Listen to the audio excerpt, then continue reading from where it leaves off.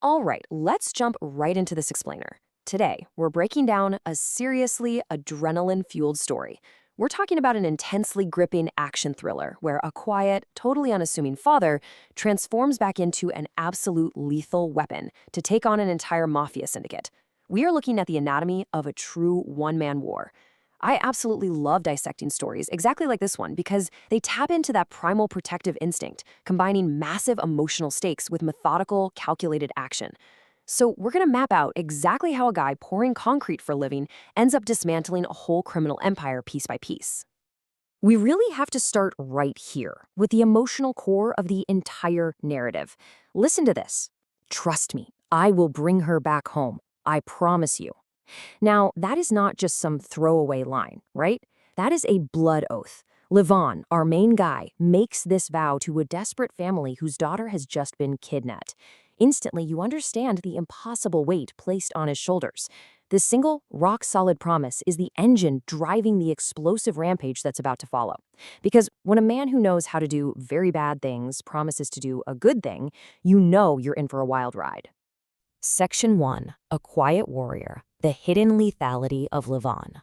Now, what's so fascinating about this first phase is how it perfectly executes the reluctant hero trope. It just brilliantly illustrates the sheer contrast of his life. To the outside world, he's a regular guy. He's pouring concrete slabs for Garvey Construction, trying his absolute best to be a loving, present father to his young daughter, Meredith. But behind those tired eyes, he is a 22-year British military veteran, a highly lethal paratrooper who was literally trained by his own grandfather to hunt and break bones. This is a man who understands physical and psychological warfare intimately, yet he's actively choosing a life of mundane labor just to keep his own demons at bay. But to really grasp why Levon hesitates to fight, we have to look at his vulnerabilities. His normal life is incredibly fragile right now. He's fighting a bitter, terribly expensive custody battle against a wealthy guy named Dr. Roth. And Dr. Roth's lawyers? They are playing dirty.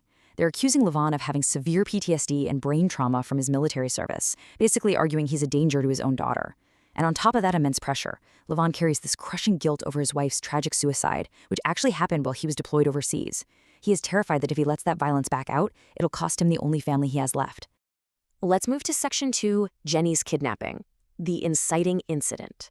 Things unravel so incredibly fast here. Picture this. It's a typical Friday night, and 19-year-old Jenny Garcia goes out to a club to celebrate finishing her college semester. By Saturday morning, she is completely vanished. Her family rightfully panics. They immediately contact the authorities. But by Sunday, this heartbreaking reality sets in. The police are doing absolutely nothing. They treat it as just another routine missing persons report and toss it on a pile. The system completely and utterly fails Jenny's desperate family. Now, $12,000. I want to really emphasize this number because it represents the Garcia family's entire life savings, every single penny. In a heartbreaking plea, they offer it all to Levon, practically begging him to use his specific set of skills to find her. And initially, Levon refuses. He insists he's just not that man anymore. But seeing their absolute despair and remembering his own promise to protect his loved ones, that desperate plea finally breaks through his reluctance. He takes the money, not for profit, but as a binding contract. Section 3. Search of the Underworld. Climbing the criminal ladder. Okay, we are about to witness how Levon shifts from a passive construction worker into a relentless, methodical hunter navigating the darkest corners of the city. But first, let's define the ultimate antagonist force here so we understand the completely impossible, deadly odds stacked against our lone hero. The Russian Brotherhood. This isn't just a street gang, folks. It's a highly organized, totally ruthless syndicate led by an untouchable figure known as the Mayor, or Marius. They control everything, from high-level drug distribution right down to human trafficking. Taking on an organization like this all by yourself is essentially a death sentence for a normal person. What I absolutely love here is how methodical this progression is. Levon doesn't just kick down random doors. He uses serious tactical intelligence. Step 1. He finds Johnny, a corrupt cop tied to the clubs, and subjects him to a terrifying psychological interrogation, using a bathtub and a wet towel to simulate drowning. He easily breaks him. Step 2. He uses that intel to pose as Bill Quartz, a high-rolling drug buyer looking for massive quantities of crystal meth, complete with burner phones and coded emojis. This brilliant ruse flushes out the mid-level suppliers. And finally, Step 3. He violently extracts the exact location of the human trafficker actually running the operation, a guy named Demi. But then, bam, the massive turning point in our story. While shaking down the criminal food chain, Leven gets into a shootout and accidentally kills two high-ranking gang members. But they aren't just anyone.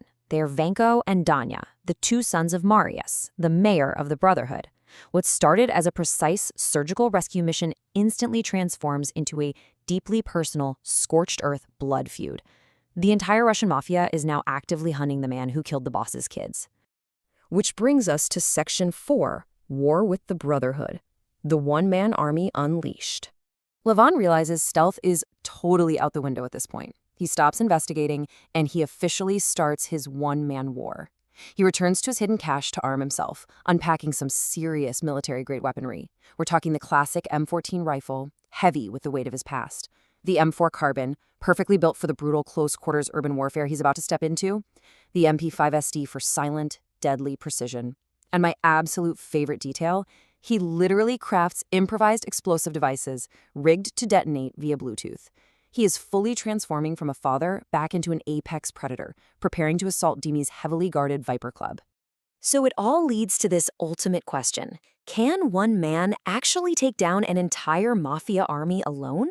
The Brotherhood has the members, they have unlimited money, and they definitely have the home field advantage. But Leven has a terrifying combination of absolutely nothing to lose and a promise he simply refuses to break. Inside the club, the arrogance of these villains is just sickening. You have this trafficker named Viper, casually referring to a heavily drugged and captive Jenny as Papa's Angel, actively preparing to sell her off to high-paying clients. Highlighting this absolute moral rot is crucial, because it firmly justifies Leven unleashing his absolute worst upon them. They view human life as inventory, and Leven is about to show them the true cost of doing business.